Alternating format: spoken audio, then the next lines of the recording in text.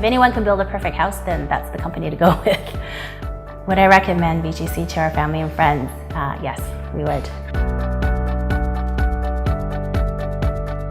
I love the design process.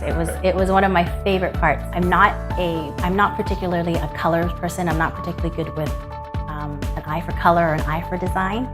So it was really nice to meet with a designer that got to know who I am, got to actually know, how I do things, how I live. Very simply, it got to the point where she was comfortable enough that she would just say, she knew that I was going to say it was okay, because she knew who I was. Love the fact that we were presented with choices. There's too many choices out there. Young family driving out every Saturday morning to go find tile and find, match this with this just isn't fun. Coming to one place, spending a couple of hours going through tile, picking out flooring, picking out paint colors is a lot easier.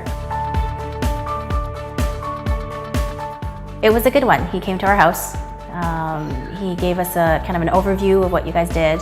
And that was kind of nice to see. And he came after hours, kind of after we came home from work.